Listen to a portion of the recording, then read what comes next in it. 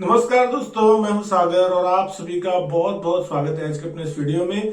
आज के इस वीडियो में हम बात करने वाले हैं अगले हफ्ते के इंपॉर्टेंट ट्रिगर्स के बारे में। कौन से वो इंपॉर्टेंट ट्रिगर्स है जो अगले हफ्ते 5 से 9 दिसंबर तक इंपॉर्टेंट रहते हुए दिखाई देंगे। जिस तरीके से हमने देखा निफ्टी में लगातार हाई लगते हुए दिखाई दे रहे हैं और बाजार महीने के और आज तक के उच्चतम स्तर पे जाके बंद होते हुए दिखाई दिए, तो क्या अगले हफ्ते भी जो है तेजी बनती हुई दिखाई देगी या फिर फ्राइडे की तरह ही प्रॉफिट बुकिंग जो है वो आपको आती हुई दिखाई देगी। तो सबसे पहले अगर हम अगले हफ्ते के इंपॉर्टेंट ट्रिगर्स के बारे में जानने की कोशिश करें तो सबसे जो पहला ट्रिगर है वो है आरबीआई की एमपीसी की मीटिंग। 5 से 7 दिसंबर के बीच होने वाली एमपीसी मीटिंग जो है वहां पे सबसे इंपॉर्टेंट चीज होगी स्लो इकोनॉमिक ग्रोथ और बढ़ते हुए इन्फ्लेशन को देखते हुए आरबीआई किस तरीके से रेट पे जो है फैसला लेता हुआ दिखाई देगा। आरबीआई जो 6% की ऊपरी सीमा थी उसके ऊपर सीपीआई को देखते हुए रेट हाइक की जो संभावना बनती हुई फिलहाल यहाँ पे दिखाई दे रही है, लेकिन ये रेट हाइक जो होगा बहुत बड़ा नहीं होगा। यहाँ पे 25 से 35 बेसिस पॉइंट के आसपास की जो रेट हाइक है उसकी उम्मीद यहाँ मार्केट मान के चल रहा है, क्योंकि 50 बेसिस पॉइंट जो है पिछली जो बैठक होती हुई दिखाई दी थी वहां पे देखा गया था। और यहाँ पे इतनी बड़ी रेट हाइक इसलिए नहीं होती हुई दिखाई देगी ऐसा लग रहा है क्योंकि कमोडिटी की कीमत विशेषतर अगर हम यहाँ बात कर रहे हैं तो कच्चे तेल की कीमत जो है वो यहाँ पे गिरती हुई दिखाई दे रही है, जिसके कारण यहाँ पे आपको उतना बड़ा रेट हाइक देखने को नहीं मिलेगा। अक्टूबर में अगर हम बात करें सीपीआई की जो दर आती हुई दिखाई दी थी, जो सितंबर में 7.41% थी उससे गिर के 6.77% आती हुई दिखाई दी थी, तो कहीं ना कहीं थोड़ा इज ऑफ होता हुआ दिखाई दिया है।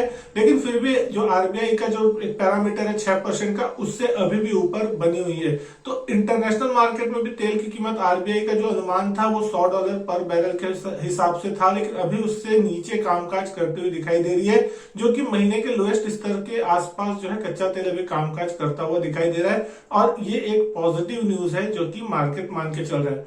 लेकिन दूसरे ट्रिगर की अगर हम बात करें तो ओपेक प्लस की मीटिंग जो है जो कि सोमवार 4 दिसंबर को होने वाली है। यहाँ पे ओपेक प्लस की मीटिंग के बाद जो है कच्चे तेल में आपको प्रतिक्रिया देखने को मिल सकती है।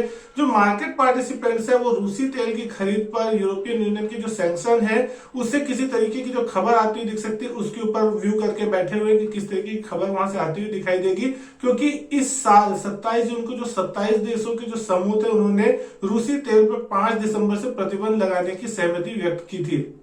तो ओपेक प्लस देश रूसी और सऊदी अरब के नेतृत्व में 23 उत्पादक देश शामिल हैं, जिसमें से बैठक में उत्पादन कटौती के लिए ऊपर फैसला जो है वो देखा जा सकता है। लेकिन अगर उत्पादन कटौती नहीं होती है वहां पे तो तेल की कीमत में और गिरावट आपको देखने को मिल सकती है। तीसरे ट्रिगर की अगर हम बात करें तो एफआईएस का फ्लो बहुत ही इंपॉर्टेंट होगा आने वाले हफ्तों के लिए। बाजार की दिशा को यही ड्राइव करता हुआ दिखाई देगा, क्योंकि पिछले कुछ दिनों में अगर हम बात करें, पिछले सप्ताह की भी अगर हम बात करें तो एफआईएस ने लगभग 15,000 करोड़ रुपए के आसपास के जो शेयर्स है वो मार्केट से खरीदे हैं, और जो कि अभी तक का बहुत लंबे समय का एक बड़ा वीकली फ्लो यहाँ पे आता हुआ दिखाई दे रहा है। साथ ही साथ नवंबर में भी अगर एफआईएस की बात करें तो पूरे महीने में लगभग 22,500 करोड़ से ज्यादा की बाइंग करते हुए दिखाई दिए, जो कि फरवरी 2021 के बाद से सबसे ज्यादा होता हुआ दिखाई दे। तो डेफिनेटली एफआईएस के सेंटीमेंट में सुधार होता हुआ दिखाई दिया है। और डॉलर इंडेक्स में उतार चढ़ाव के कारण यहाँ पे कुछ इंस्टेबिलिटी जो है वो देखने को मिल सकती है, लेकिन शॉर्ट टर्म में एफआईएस की जो रणनीति है, जो बाइंग करने का तरीका है, उसके ऊपर सबसे बड़ा इम्पैक्ट जो डालेगा वो डालेगा डॉलर इंडेक्स। जब तक डॉलर इंडेक्स ऊपर होगा और उसके बढ़ने की उम्मीद होगी तो वहां पे एफआईएस की तरफ से थोड़ी सेलिंग देखने को मिलेगी। लेकिन इसके ठीक विपरीत अगर हम बात करें डीआईएस की तो मार्केट में एफआई जैसे बाइंग करते हुए दिखाई दे रहे हैं, तो अब वो मुनाफा वसूली जो है वो थोड़ा बहुत करते हुए आपको दिखाई दे रहे हैं। तो हाल ही में रिकॉर्ड ऊंचाई जो आई है मार्केट में, तो आपको सबसे ज्यादा जो है प्रॉफिट बुकिंग डीआईएस की तरफ से देखने को मिल रही है। पिछले सप्ताह अगर हम देखें तो 1300 करोड़ रुपए की बाइंग जो है डीआईएस की तरफ से फिलहाल यहाँ पे देखने को मिली है। अगले ट्रिगर की अगर हम बात करें तो अगले हफ्ते agrochemical company Dharmaraj crop guard की लिस्टिंग होने वाली है गुरुवार के दिन। फाइनल इशू प्राइस जो था यहाँ पे 216 से 237 रुपए के बीच रखा गया था, लेकिन जो अलॉटमेंट है वो आपको अपर प्राइस बैंड में रहने की उम्मीद की जा रही है।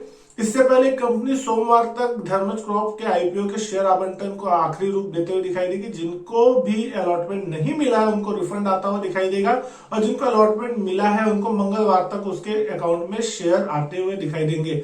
ग्रे मार्केट के हिसाब से अगर हम बात करें तो ग्रे मार्केट में 20% से ज्यादा के प्रीमियम के साथ अभी फिलहाल ये स्टॉक कामकाज करता हुआ दिखाई दे रहा है। लेकिन पांचवें इंपॉर्टेंट ट्रिगर की अगर हम बात करें तो टेक्निकल और एफएनडो की जो क्यूज है वो किस तरीके से मार्केट की दिशा बताते आते हुए दिख रहे हैं। तो अगर हम बात करें निफ्टी 50 ने फ्राइडे के सेशन में एक बेरिश कैंडल जो था वो बनाया था, लगभग 8 ट्रेडिंग सेशन से लगातार तेजी हो रही थी और उसके बाद एक प्रॉफिट बुकिंग जायज थी और जो कि फ्राइडे के दिन होती हुई दिखाई दी। लेकिन वीकली कैंडल की अगर हम बात करें तो वो बुलिश कैंडल यहाँ पे फॉर्म होता हुआ दिखाई देता, इसलिए 18,500 या 18,600 जो है एक अच्छा सपोर्ट लेवल निफ्टी के लिए कामकाज करेगा और उसके बाद 18,300 का जो लेवल होगा वो एक सपोर्ट बनता हुआ दिखाई देगा। निफ्टी 50 आने वाले हफ्तों में 19,000 तक जा सकता है, ऐसा माना जा सकता है, क्योंकि कहीं ना कहीं वो एक साइकोलॉजिकल लेवल है, जो एक टारगेट मार्केट दिखना चाहता है 19,000 का, वो हो सकता है। लेकिन आरएसआई पे भी अगर हम देखें तो 74 का ओवरबॉट लेवल आ चुका था, लेकिन फ्राइडे की जो गिरावट है इसमें वो आरएसआई 67 के आसपास आता हुआ दिखाई दे रहा है, तो कहीं ना कहीं एक कंफर्टेबल जोन में निफ्टी पहुंचता हुआ दिखाई दे रहा है। वीकली पैमाने में भी अगर हम देख रहे हैं तो वीकली बेसिस पे भी 67 के आसपास आरएसआई भी कामकाज करता हुआ दिखाई दे रहा है। तो अभी यहाँ पे ओवरबॉट के संकेत फिलहाल नहीं है, यानी कि यहां से भी वीकली बेसिस पे अगर हम देखें ऊपर के टारगेट्स नजर आते हैं। लेकिन अभी मार्केट शॉर्ट टर्म जो सपोर्ट है उसके ऊपर बना हुआ है। 18,600 जो कि एक साइकोलॉजिकल लेवल था, आज तक का हाई था, वो निकला और उसके ऊपर मार्केट गया है। तो अब कहीं ना कहीं वो एक पहला सपोर्ट लेवल बनता हुआ दिखाई देगा और निफ्टी यहां अगर 18,600 के आसपास रिटेस्ट करता है तो वहां से फिर से एक बार अपवर्ड मोमेंटम ले सकता है। 19,000 जो है एक नियर टर्म टारगेट यहाँ पे मान सकते हैं। ऑप्शन डेटा की भी अगर हम बात करें तो 18,500 से 19,000 जो है वो ऑप्शन में एक अच्छी रेंज बोल सकते हैं, अगले हफ्ते के लिए आपको होती हुई दिख सकती है। 19,000 के स्ट्राइक पे सबसे बड़ा ओपन इंटरेस्ट कॉल साइड में आपको देखने को मिल रहा है, उसके बाद 20,000 और 19,500 के स्ट्राइक प्राइस पे आपको कॉल में अच्छा ओपन इंटरेस्ट देखने मिल रहा है। लेकिन अगर कॉल राइटिंग की अगर हम बात करें तो 18,800 18,700 के लेवल पे भी अच्छी खासी कॉल राइटिंग आपको देखने को मिल रही है। पुट ओपन इंटरेस्ट की अगर हम बात करें तो 18,000 के लेवल पे सबसे ज्यादा पुट ओपन इंटरेस्ट यहाँ पे बना हुआ है। उसके बाद 18,500 की स्ट्राइक प्राइस है पुट के लिए, जो कि इंपॉर्टेंट होगी, नियर टर्म सपोर्ट का वो काम करेगा। 17,800 18,100 के स्ट्राइक पे भी अच्छी खासी पुट राइटिंग होती हुई दिखाई दे रही है। लेकिन इस बार जो कॉल राइटिंग है वो बहुत ज्यादा अच्छा बिल्डअप देखा जा रहा है, तो कहीं ना कहीं मार्केट ये मान के चल रहा है कि अपसाइड जो है वो बहुत ज्यादा यहाँ पे फिलहाल दिखाई नहीं दे रही है। 18,800 के जो है मैक्सिमम कॉल बेस जो है आपको 18,800 के आसपास कहीं ना कहीं बना है, तो अगले हफ्ते 18,800 एक पहला रेजिस्टेंस जोन होगा। अगर वो जोन पार हो जाता है तो फिर आपको 19,000 तक के जो लेवल्स है वो आपको निफ्टी में देखने को मिल सकते हैं। लेकिन अगर यहाँ पे 18,500 का लेवल नीचे की तरफ टूटता है तो फिर कहीं ना कहीं आपको थोड़ी सी गिरावट जो है नीचे की तरफ देखने को मिल सकती है। तो दोस्तों ये थे वो 5 इंपॉर्टेंट ट्रिगर्स जो कि अगले हफ्ते मार्केट्स को ड्राइव करते हुए दिखाई देंगे। तो दोस्तों उम्मीद करता हूँ वीडियो जो आपको पसंद आई होगी। वीडियो अच्छी लगे तो वीडियो लाइक करें, शेयर करें, चैनल नहीं किया सब्सक्राइब तो चैनल सब्सक्राइब जरूर करें। मैं आपसे मिलता हूं अपने नेक्स्ट वीडियो में, तब तक के लिए goodbye and thank you.